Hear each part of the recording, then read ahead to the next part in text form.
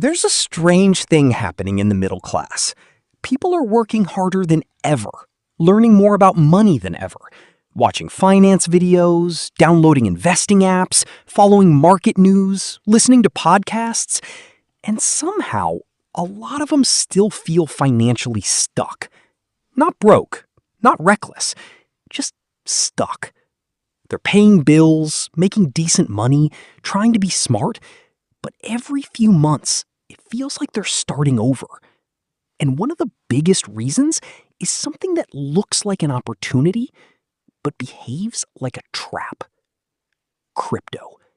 Now, before anyone gets mad, this is not one of those crypto is evil videos, because that's not true. Crypto itself is just a tool, a technology, a market. The trap is not crypto. The trap is what crypto promises to the middle class emotionally. Because for millions of people, crypto doesn't just look like an investment. It looks like an escape hatch. An escape from slow progress. An escape from boring wealth building. An escape from the feeling that no matter how responsibly you live, getting ahead still takes forever.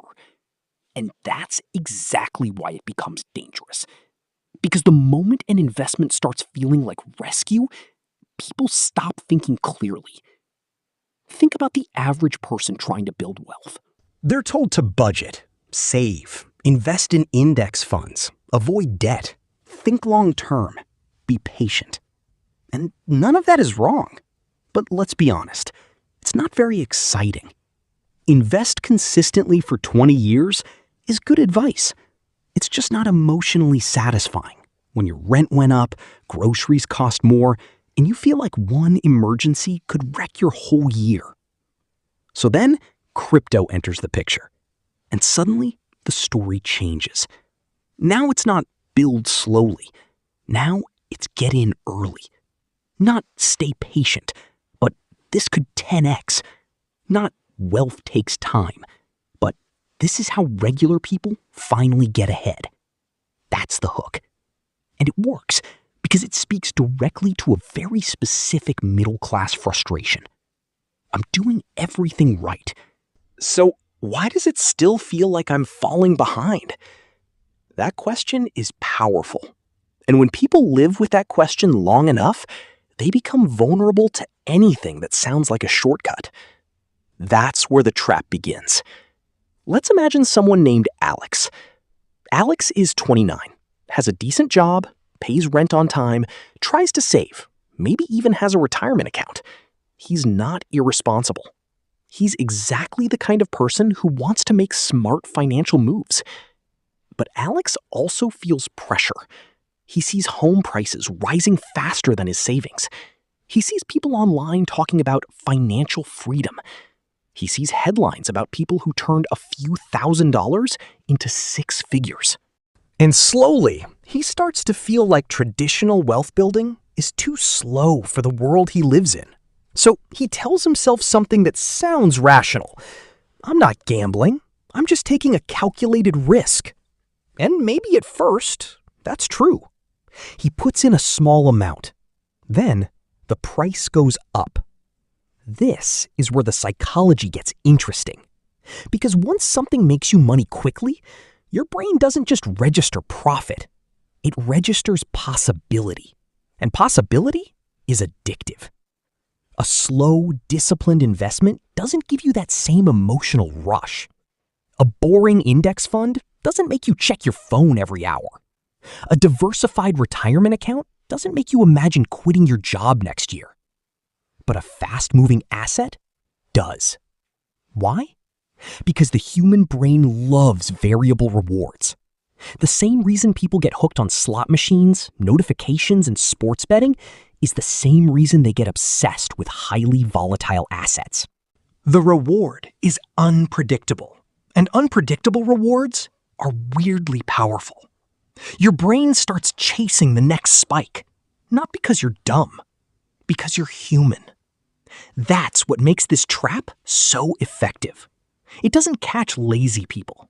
It catches hopeful people. People who want a better life. People who are tired of feeling late. People who are desperate not to miss the one opportunity that everyone else seems to understand before they do.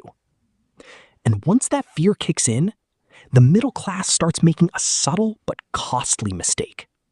They confuse movement with progress. Crypto feels like progress because it's active. There's news, charts, drama, communities, wins, crashes, predictions, hype. It feels like you're doing something important with your money. But real wealth building often feels almost boring. It looks like automatic investing, emergency funds, low fees, patience, tax efficiency, living below your means, increasing income, protecting downside risk. None of those things feel sexy, but they are the reason some people slowly become financially hard to break. And that's the part many people miss. The middle class doesn't stay stuck because they never hear about investing. They stay stuck because they keep interrupting the boring process with exciting detours. And crypto, for many people, becomes the biggest detour of all. Here's how it usually happens. First, someone allocates a little money to crypto. Then it goes up, so they wish they had put in more. Then it dips, and they buy the dip. Then it dips more, and now they're emotionally committed. Then a new coin appears that promises even bigger upside. Then another, then another. At some point, they're no longer investing. They're chasing. And chasing is expensive. Not just financially, mentally. Because once your money is tied to daily price swings, your peace goes with it. You stop asking, what builds wealth? And start asking, what's pumping next? That question alone can quietly destroy years of progress. Because it shifts your financial identity. Instead of being an owner, you become a hunter. Instead of building systems, you search for events. Instead of creating stability, you wait for explosions. And that mindset keeps people fragile. Let's talk about the deeper issue. Wealth is not just about high returns. Wealth is about durability. A person is not getting richer just because one asset temporarily shot up. They're getting richer when their financial life becomes more resilient, more predictable, and more able to grow without constant emotional interference. That means if your investment strategy causes you to panic, obsess, overspend, overtrade, or ignore your fundamentals, it may be making you feel rich for moments while keeping you structurally weak. That's the crypto trap. It gives people the emotional experience of upward mobility without always giving them the financial structure of actual wealth.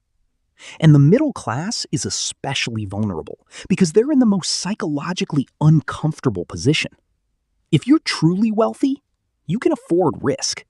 If you're struggling to survive, you often don't have capital to risk. But the middle class? They usually have just enough money to try something big and just enough pressure to feel like they need it to work. That combination is dangerous because it creates urgency. And urgency is one of the worst states for making financial decisions. Urgent people overestimate upside. They underestimate time. They ignore probability. They treat exceptions like plans. That's why the middle class often becomes the perfect audience for speculative stories. Not because they're irrational, because they're squeezed.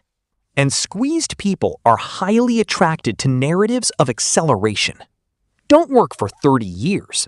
Buy the future. Don't save slowly. Catch the next wave. Don't be disciplined. Be early. These stories are powerful because they sell more than money. They sell relief. Relief from the feeling that normal life is too expensive. Relief from the fear of being average forever. Relief from the humiliation of doing your best and still feeling behind. But here's the uncomfortable truth. Any financial strategy built mainly on emotional relief is dangerous. Because relief seeking doesn't ask, is this sustainable? It asks, can this save me? And those are not the same question. Now, does that mean nobody should ever own crypto? No. That's too simplistic. The real issue is position size, expectations, and purpose. There's a huge difference between saying, I'm putting a small speculative portion of my portfolio into a high-risk asset, and saying, this is my shot. Those are completely different mindsets. In the first one, crypto is a side bet. In the second one, crypto becomes a psychological lifeboat. And when people turn risky assets into lifeboats, they start protecting the story more than the money. That's why some people hold all the way down. That's why they double down when they should step back. That's why they ignore risk management. Because selling doesn't just feel like taking a loss. It feels like giving up on the dream. And this is where money psychology matters more than market knowledge. A lot of bad financial decisions don't come from ignorance. They come from identity. If someone starts to see themselves as the person who will finally win big, they become emotionally attached to outcomes they cannot control. And once identity gets involved, logic gets weaker. Now instead of asking, what are the odds? They ask, what if this is the one? That one sentence has emptied more wallets than most people realize. Because what if can justify almost anything. What if this coin explodes? What if this cycle is different? What if I regret not going all in? But there's another what if people rarely ask.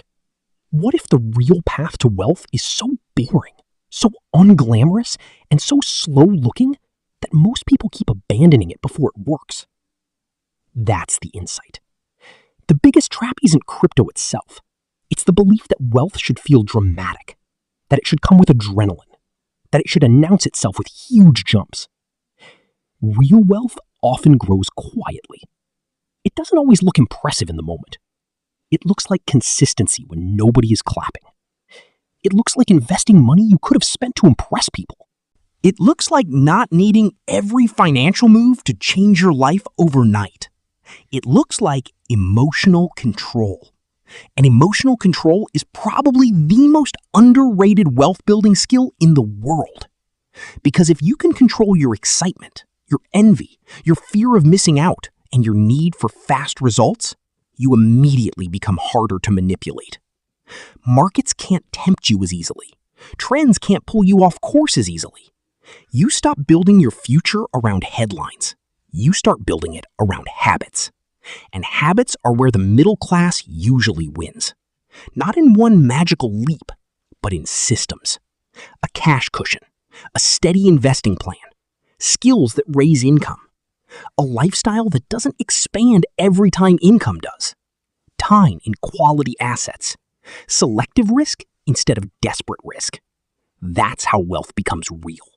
Not by hitting occasional jackpots, but by reducing the number of ways your money can self-destruct.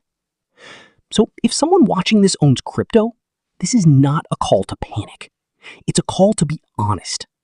Ask yourself, is this part of my plan, or is this replacing my plan?